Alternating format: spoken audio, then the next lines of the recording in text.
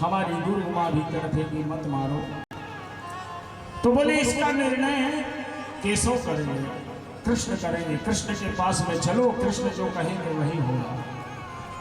कृष्ण जी के पास में युधिष्ठिर जी गए और युधिष्ठिर जी पूछने लगे, महाराज इस अधम ब्राह्मण को क्या सजा दी जाए, इसने द्रौपदी के 5 पुत्रों को मारा। तो भगवान श्री कृष्ण ने बड़ा सुंदर जवाब दिया कि ब्रह्मबंधुर्नहं तव्यम आतातायी बधारणा मयैवो भयमानातम परिपायानुशासन। ब्रह्मबंधुर्नहं तव्यम, ब्राह्मण को नहीं मारना चाहिए। भगवान ने कहा ब्राह्मण को नहीं मारना चाहिए। आताताई बधारणा, लेकिन आताताई को छोड़ना भी नहीं चाहिए। बोले महाराज 2 प्रकार का आप उत्तर दे रहे हैं। ब्राह्मण कितना भी दुष्ट हो, कितना भी पापी हो, अधर्मी हो, उसको नहीं मारना चाहिए, ये भी कह रहे हैं। और आताताई को छोड़ना नहीं चाहिए, ये भी कह रहे हैं। तो आताताई कौन है जानते हैं?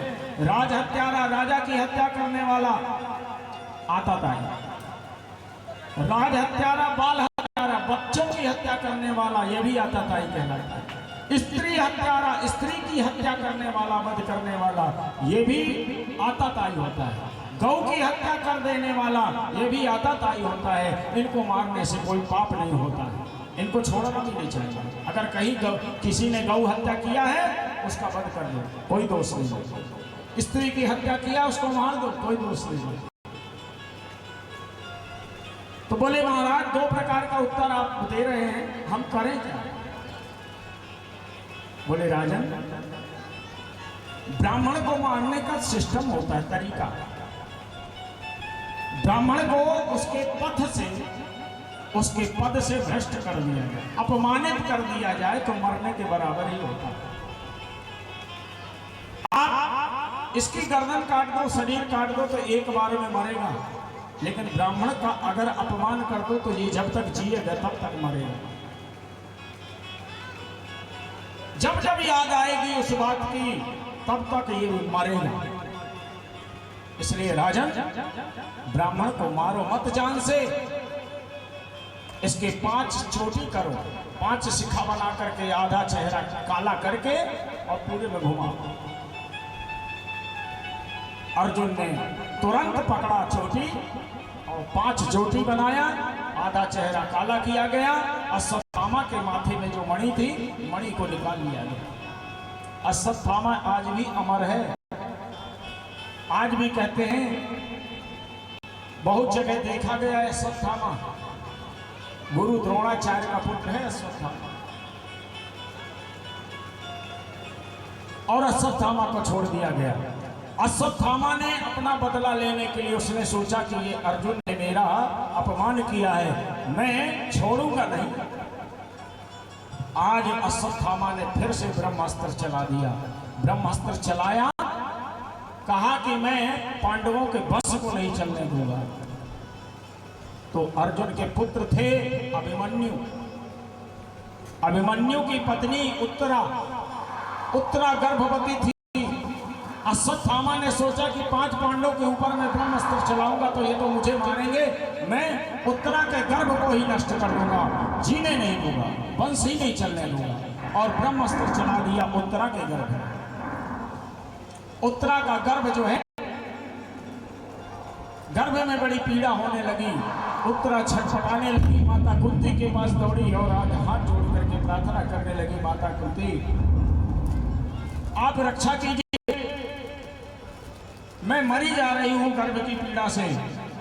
माता कुंती ने भगवान श्री कृष्ण को स्मरण किया, हे कृष्ण कृष्णाय वासुदेवाय हरे परमात्मने प्रणता कृष्णाय गोविंदाय नमो नमः। हे कृष्ण, जब आपके ऊपर कभी संकट हो ना, जीवन में अगर कभी कष्ट आ जाए तो इसी मंत्र को कहिए, कृष्णाय वासुदेवाय हरे परमात्मने प्रणतः क्लेशनाशाय गोविंदाय नमो नमः। इस मंत्र का जो जाप करता है तो भारी से भारी संकट नष्ट हो जाता है। माता कुंती की पुकार सुनकर के भगवान श्री कृष्ण वहां आए और माता कुंती से कहा कि बुआ तूने मुझे क्यों बुलाया? बोले मेरी जो बहू है नत बहू, इसका गर्भ जो है गिरा जा रहा है। कन्हैया, भगवान कन्हैया समझ गए कि ये ब्रह्म अस्त्र चला है और ब्रह्म अस्त्र के कारण से ऐसा हुआ। भगवान कन्हैया उत्तरा के कान में लग करके मानो ऐसा कुछ मंत्र बोल रहे हैं और छोटा सा रूप बना करके उत्तरा के कान से जा करके और गर्भ में प्रवेश कर, और वह जो गर्भ ब्रह्मास्त्र से जल रहा था, भगवान ने पूरा कवच बांध दिया, ब्रह्मास्त्र को काट दिया और वह गर्भ को सुरक्षित कर दिया। भगवान बताया कि पूरी रात एक रात रहे उत्तरा के गर्भ में छोटा सा रूप बनाकर,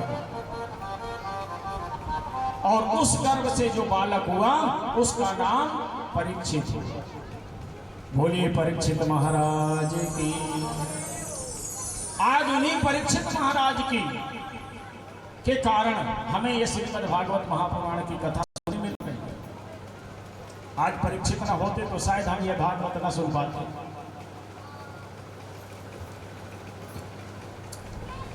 तो राजा परीक्षित का जन्म हुआ।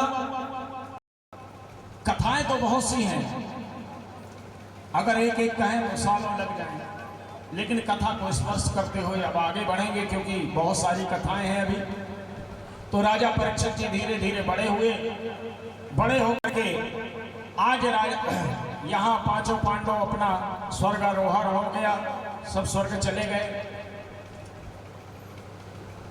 बताया है कि जब स्वर्ग को जाने लगे तो युधिष्ठिर गए सशरीर स्वर्ग और बाकी सबका पतन हो गया।